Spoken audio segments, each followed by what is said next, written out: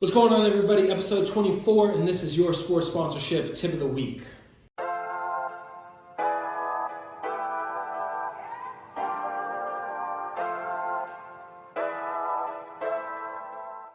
All right, for this week, we're getting tactical on prospecting. What I'm hearing a lot of people say is two things. One, budgets are frozen. Their brand, their sponsor is not spending dollars, and it's just totally frozen. The flip side of that is people are saying, hey, I'm not going to prospect right now because now is not the right time to reach out for our sponsorship activations. Hey, totally get it. Some smaller, really hurt organizations, their budgets are going to be frozen. They don't have cash flow. You're going to have to do some make good, some, we'll activate now and maybe you'll pay a month, 2 months, 3 months down the road. Totally get that. But when we look at large brands, they're absolutely still spending money. In fact, social media ads have never been cheaper than what they are today. And that's because a lot of people have pulled their budgets out of it. And in a bid system, basically that's going to bring down the price and allow you to really get in, really drive value and have that cost per click or the CPM be really low. One thing that I'm seeing is an increase, especially on Twitter, in advertising. So as we look at it two ways, the first thing is if you have a brand, well, this is the first exercise. First, go on your Twitter and start scrolling and see who's advertising. That's your new prospect list right now. If you can see who's advertising, one good way to do it that I heard was going and seeing who's advertising on the NFL draft. Obviously, that's going to be a little bit harder to part with those dollars, because they've tied it to ESPN or the NFL on that end. But if there's just buying Twitter ads, they have money to spend. They just don't have money to spend on what your sponsorship package has. So first thing, and I've been doing this a lot lately, go through your Twitter feed and see who's advertising. Oscar Mayer, Modelo, I think I saw a Home Depot ad in there. American Family Insurance is hitting me with a ton of ads. What that's going to tell you is who's spending nationally on Twitter ad campaigns. For some of our community groups, you might be saying, hey, that doesn't make sense. Obviously my local American Family Insurance, provider may not be spending on these advertisements. There's two ways I think about that. The first is you can go to that local place and say, hey, look, I noticed nationally you're running advertising on Twitter. Is there any way you can get national budget to do the same thing, to be able to run a few Twitter ads, but through us as influencers, because again, we have 30, 40, 50,000 followers on Twitter, sometimes in the millions. Is there a way we can unlock some of that budget for you to be able to advertise and reach this community? That's the one way. The second way is, to be honest, I don't care how small your team is and maybe you're following, you are an influencer in a community. You have a very localized segment that they may want to reach. I would go to whoever the agency of record is or whoever is over at American Family Insurance in marketing, and I would prospect and I would send those emails. What that's going to do, it's not necessarily going to hurt, let's say, your local contacts who really are hurting. And again, don't be prospecting to a restaurant that's barely staying open. Not only do they not have the funds, but it's not the right time. But I think relevance is key.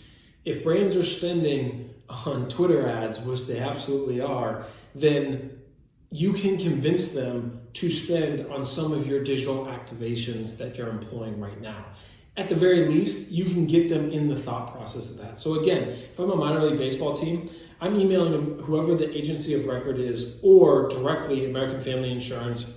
And I'm basically telling them, hey, look, I know you all are doing a national campaign. I saw the Twitter ads. They looked great when I was scrolling through. We have 50,000 Twitter followers. Most of them are in this geographic area. And let me tell you, we're a pretty big influencer. When we say go do this, go sign up, go be a part of an initiative, that campaign that you're rocking, that is when we succeed. It's going to cost you 500 X amount, for a month's worth of tweets, however you want to package that. Would you be interested?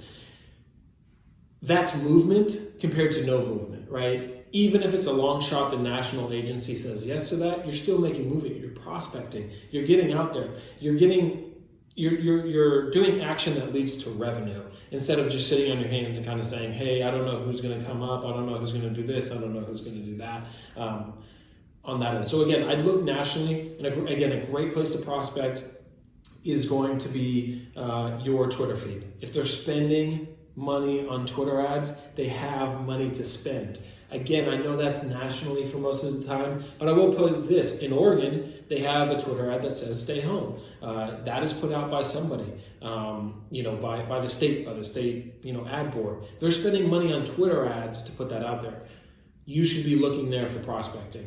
You should be looking and seeing, okay, cool, who's spending those digital dollars? What's my digital equivalent?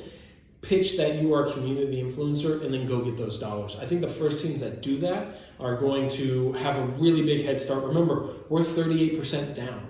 Overall, 26 billion in sponsorship. We have 10 billion to make up. 38% of the value we have to make up before we even deal with whatever the recession is going to be. You got to be employing this tactic. So again, the tip of the week this week is on the first end, look through your Twitter feed, contact the brands that you see there, contact their national agencies of records or, their CMOs and again, say the message of, hey, we have a local 50,000 total reach. Here's the demographics. I think you can get really localized here and pull in a lot of value. Or go to that brand manager, let's say of American Family Insurance and say, hey, look, I've seen a lot of Twitter ads. Is there any way we can help you unlock national dollars to be able to come reach some of our fans and run some advertising right now?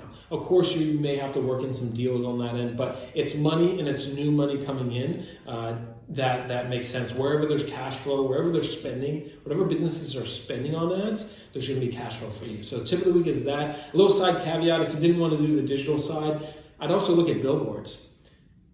As we turn into May, unless there's crazy good deals and they're keeping your billboard up, if you see a new billboard go up, they have dollars to spend.